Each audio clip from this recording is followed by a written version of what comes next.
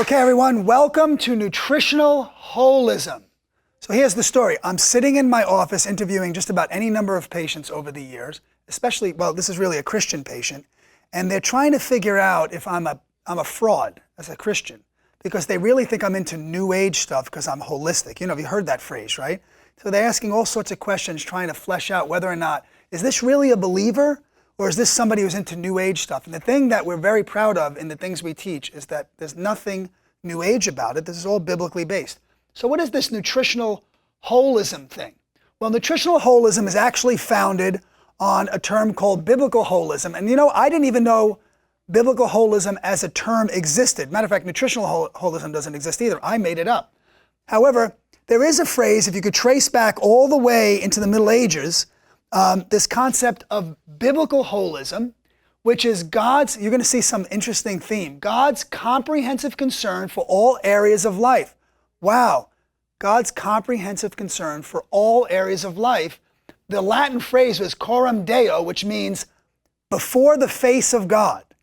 You're living your life before the face of God. All of life is to be lived as if God is watching. Every facet of your life, you've heard me say this before, should be consistent with the Word of God. You heard that in the module called The Narrow Road, which was about holiness and being set apart. So what is biblical holism? It's a Christian worldview system made up of multiple interacting parts that function together and reflect the abundant life. Isn't that what this is about? The abundant life? Filled with life, love, enthusiasm, energy, hope, and respect. It includes your family life, your career, your private life, your public life. Everything is lived before the face of God. And you could either have a divided mindset. That means I have spiritual things in my life and I have secular things in my life. Like somehow you can divide those out and that things that aren't spiritual, God's not concerned with. Or you have a mindset where it's holistic in nature. Ooh, that sounds New Age. But it just means taking everything into consideration, that God is concerned with every area of your life, and whatever you do, you need to do it unto the glory of God, as it says in 1 Corinthians. Everything is lived before God. Nutritional holism is founded on that idea that nutrition is way more than just food. It's about everything that contributes to the growth and repair of your body. Elimination of toxins, your mental, emotional, and spiritual vitality, every factor that contributes to God's design for your life, and its nourishment for your body, soul, and spirit. That's body, soul, and spirit lived before the Lord is right out of 1 Thessalonians 5:22. It's actually the founding verse for Biblical Health Television. So, with this holistic definition in mind, I'm going to review 25 nutritional tips. These are nutritional tips. Some of them are nutritional tips for maintaining health.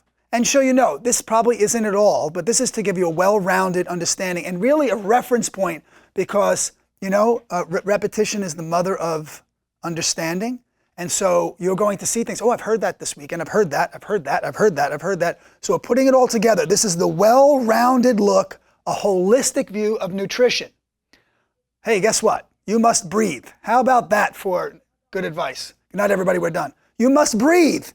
You know what? If you don't breathe, you die in just a few minutes. And you need good fresh air and lots of oxygen that's inspired by movement and exercise is the best way to nourish your body with oxygen. You need to get adequate sleep. You know that we've talked about that already today. Why?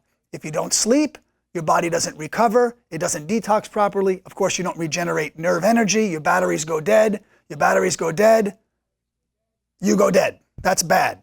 You need to drink clean water. Now, all we want out of water is water. We don't need things in our water, especially toxins in our water, and then count it as water. You can't have 4 cups of coffee and say, well, that was my 32 ounces of water. That's not good. Now, generally, if your diet is water sufficient, that means you're eating all whole foods, all raw foods, no concentrated foods like nuts and seeds. You would need no water. Literally, if you lived on fruits and vegetables raw, you'd have no natural thirst, other than if you were in a situation where you were losing a lot of water because of exercise or heat, being outdoors, or so on. But let's say we're not living that way, and you're going to live on some partially cooked and concentrated foods, and you're going to exercise, and it's going to be hot, and you're going to sweat. Good rule of thumb, half of your body weight in ounces per day. If you're 150 pounds, aim to drink around 75 ounces of water a day, more if you do intense exercise. Okay, you heard this before, eat lots of whole foods. Whole foods mean I take it from the nature, the way God presented it, and I eat it that way. There's no processing, there's no changing. Yes, you can cut it, you can dice it, but you're not changing in any way. Think of the Garden of Eden. If it was in the garden and it can be eaten whole, it's probably the best thing to do as the predominant part of your diet. Okay, when you're eating foods not found in the garden, things that have to be processed or cooked or changed in some way, like grains and beans and so on, you want to eat them to the least degree that they can be changed. There's a difference between boiling some rice and turning rice into mush and filling it with a bunch of junk. You know what I'm saying? So eat it as close to nature as possible. We talked about this. Supplement your diet. We found that you can't get everything out of the food you need. And listen, if there's only one choice you can make it a superfood, some kind of concentrated green. If you're going to add one vitamin to your life, make it vitamin D3 because it has such an implication in your immune system. And our immune systems are so assaulted in this world that you need to do everything to keep your immune system healthy. Acceptable animal foods.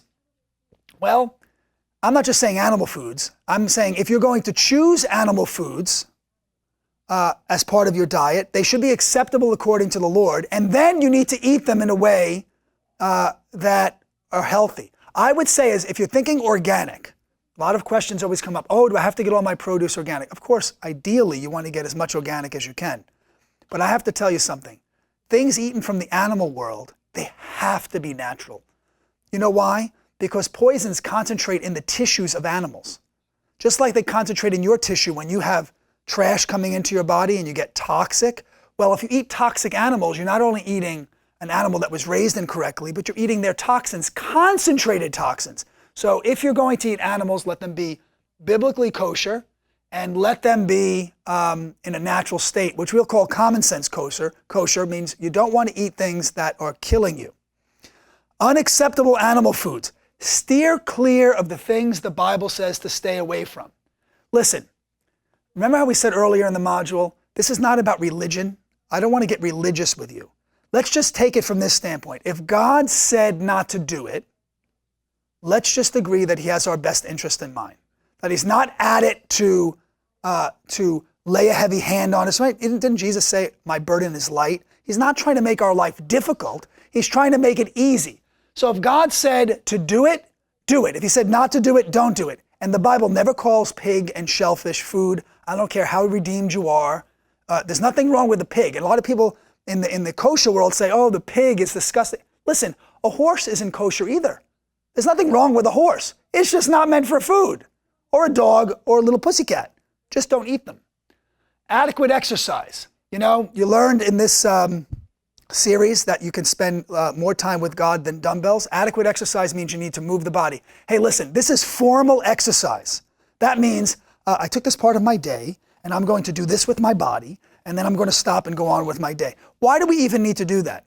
Because the rest of our day, we live in a world and a lifestyle which is not conducive to health and fitness. Meaning we're not active. We're riding elevators, we're driving in cars, we're sitting at desks. You know, if you worked on a farm all day long, you wouldn't have to say, well, after my 22 hours of labor, I went to the gym and I got on a treadmill and I lifted some. You wouldn't need to do that. Your lifestyle would do it. But because you're not living that way, 20 to 30 minutes a day, 20 to 30 minutes, 3 times a week minimum, and you're in a good starting place. And don't forget to rest. The thing about exercise, which is really important, is the rest part is as important as the exercise part. The growth and repair of your body after exercise happens when you're resting. So more is not better. Enough is better. That makes sense? Also rest from mental and emotional and physical exertion, meaning not just sleep. You need to just take time out. Take like the Sabbath day. You know, it says in the Bible, man would strive all the days of his life. The Sabbath was given to us because God's saying, listen, I know you won't rest on your own. So I'm telling you, I'm commanding you, rest because I know what's good for you. So you need to take the time out, shut out the world, lock in with God, lock in with your friends, your family. This is an integral part to being healthy. Enjoy recreation time. That means have fun. Life is fun. It shouldn't be boring. It shouldn't be, where everything's all work. Enjoy your family. Take a vacation. If you're married, go on dates with your spouse. I vowed to date my wife all the days of our life. It's very easy to date and put on the good hat when you're dating. We never even really dated before we got married, so we have to date afterwards. But date your spouse. Enjoy yourselves. Spend time in recreation. Lighten up a little. Have a hobby. Okay, we talked about sunshine. The sun is not your enemy. It doesn't cause disease. It causes health. Without the sun, the whole planet would perish. So get out there and get some sun. Remember, we talked about vitamin D. It's the one vitamin your body creates on its own. It can only do so when it's exposed to the rays of the sun. Keep your body clean, not just on the inside, but on the outside. And that means that you have to use products, shampoo, toothpaste, soap, whatever, perfume that you might want to use and cologne. Things have to be natural. I have to tell you something. If you're putting toxins all over your body, or you're even washing your clothes in toxins, and then you're putting them on your body, that's contributed to your lack of health. So, your external appearance also counts.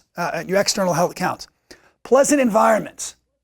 Humans, you all know it. You don't even have to be taught this. It's instinctual. You walk into a place that makes you feel good and at ease, and you have that feeling. Places that are stressed, cramped, damp, dark, they're stressful.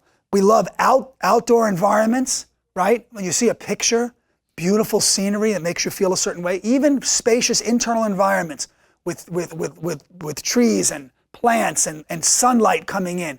Get yourself in a good environment. Clutter and cramped spaces, stress. You've had this. You walk into a place and you feel contracted. You feel very stressed out. Communicate. Oh boy, we did an entire course. Did you like that skit? Listen, that's reality. If you don't communicate, okay, you're going to create stress and barriers. And that barrier creates more stress. And more stress creates sickness. So learn to listen. Learn to communicate. This is important. Learn emotional poise and how to express yourself with love and compassion, and you will not become plagued with bottled up emotions. Do you know, if you're fearful to communicate, and we all have that, if I say that, how are they going to take this? If you can communicate with love and compassion, if you use those techniques, and the other person is also doing the same thing, then all of the fear of what might come up in a conversation disappears. And you can actually live in a state of peace, not stress. My wife mentioned this one. Isn't it interesting? I didn't even know she was going to actually tell a story about her mom, but I lived through half of that period of time. I was married for half of that 30 some odd years that she dealt with her mom and her mom's situation. This is hell on earth. If you live in unforgiveness, you're living in a prison. And the person you're not forgiving is not the one suffering. You are the one suffering. So be quick to forgive. Be the first one to say sorry. And I know this. Women, close your eyes. Close your ears. This is for the men. Be the first to say you're sorry all the time. And guess what? If you're married, it does not matter if you're right or wrong. It only matters that you say sorry and move on, because if you make your wife wrong, who's now part of your flesh, you're making yourself wrong, and nobody wins. So you can't beat your wife in an argument. You can't be right. You can't get on top. It doesn't help. So be the first to say you're sorry. It brings freedom. Belong to a group. Humans do not do well in isolated situations. We need time alone, but overall we need to feel like we're part of something bigger than ourselves, that we're giving to something bigger than ourselves. We do well in situations where we're in a social environment. So be part of the group. And the Bible even says, don't forsake the assembling of yourselves. Again, that's not a religious statement, like you got to show up in church on Sunday or God's going to curse you or you're not a good Christian. That's not what he means. We have to assemble with one another because we learn from one another, we feed off one another, and God gives something to one person he doesn't give to someone else, and you could share those things. The whole body is encouraged. It all grows when we are working together. Follow your calling. Listen, you may say, I don't have a calling. Yeah, you have a calling. If you're alive, God has called you to something, whatever that happens to be. And by the way, whatever it is, it's glorious in God's eyes. It doesn't have to be public. It doesn't have to seem big. It doesn't have to be compared to anyone else. It just has to be what God has called you to. And so you need to follow that. You need to feel useful and valuable. Committing to a purpose bigger than yourselves. You know, if your whole life is about you, that's a life of death. The Bible says prefer others greater than yourselves. You're supposed to always be considering somebody else first.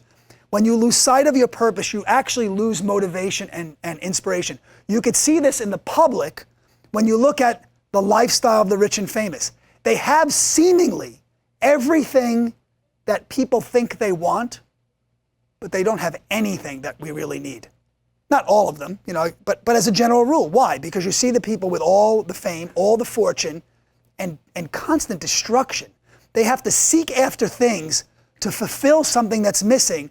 They have to look for thrills. And many of them, they wind up on drugs, in and out of trouble, because they're looking for a thrill, trying to meet something that they should be getting from the Lord if they were actually following their true calling, something that was really connected to their spirit within, that's inborn into humans. Self-mastery, self-discipline, self-control. The Bible instructs us not to become a slave to anything. We're called to be well-disciplined and self-governed. Do you know what happened when people didn't want to be governed? They didn't want to govern themselves. They got themselves into a world of hurt. We don't want to rule ourselves. We want a king. How did that work out? Oh, you want a king? You want something to rule over you? It's not going to be pretty. And so God's calling us to judge ourselves, be sober-minded, and under self-control, saying, oh yeah, this is wrong. You know why it's wrong? Because me and God were having this conversation. I call it, you know what I call this in my own life? I call it naked time before God. I'm standing naked before the Lord. I'm acknowledging, you see it all anyway, and all the kind of juking and jiving I could do, it's all a waste of time. So I better be self-governed because God is seeing it all.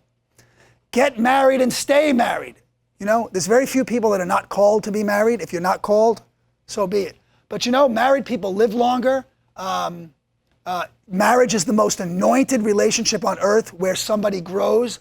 I could teach for an hour about how when I got married, I was like a block of marble, and my wife started hitting me with a chisel, and I went from this gruff New Yorker guy to much more smooth, and it went from a chisel, to some rough sandpaper, to some fine sandpaper, and I like to think now that she's just buffing me out a little bit. But that's what marriage does, and there's no better place for that to happen inside of marriage. God has anointed that relationship. If you're willing to grow, get married. Have children. If your calling is to have children, God says be fruitful and multiply. They are a legacy of the Lord. They're a heritage to us, unless you're raising teenagers. Then maybe that was a mistake. But of course, having children is something that adds to life. Find your identity. Oh boy, how many times did you hear about identity this conference? Find out who you are in the Lord. Do not create value by anything you possess or do or who you think you need to be. Your value comes specifically from the Lord and what He's called you to be. And what He's called you to be is perfect in His sight. That's what you have to see. Look in the mirror and say, okay, ugly stuff, get away. That's what God really sees. And have a gift of seeing each other like that, calling that forth in each other, calling forth your greatness. Anyway, what the bottom line is, part of the salvation prayer, I confess with my mouth and believe in my heart that Jesus is Lord and God raised from the dead. That's a two-part prayer. One is, I believe the Lord is who He says He is, and I believe I am who He says I am. That's your identity. Faith and prayer. Blessed is the man who trusts in the Lord. This only comes when you're spending time with God, on your knees, face to face with Him. That's where real, true spiritual freedom comes from. Accept God's sovereignty. Oh boy. Hey, listen, things are happening. Nothing can happen in life unless God is allowing it to happen. So if you can accept that, this famous prayer, God grant me the serenity to accept the things I cannot change, the courage to change the thing I can, and the wisdom to know the difference. You have to know that not a sparrow can fall from the sky without God allowing it. If you can live in a life where, wow, if this is happening, it's God's plan, you'll have peace. Lastly, love. When we love others, we are sharing God. God is love. Make it your mission to share God by loving people. really go back, study 1 Corinthians chapter 13. Put God in instead of love and become those things in your life. If you embrace these 25 things I named, this is true nutrition for the body, soul, and spirit. Of course, there might be more, but start with those. What's the takeaway? All the factors in your life contribute to true nutrition. That's the takeaway. Recognize that. What to do? I want you to go back to that teaching. Take 5 of them. Have some naked time before God. God, which are the ones that I am just not doing? Take those to the Lord and start practicing those. Address those in your life. That's true biblical holism, nutritional holism. I'll see you in lesson 24.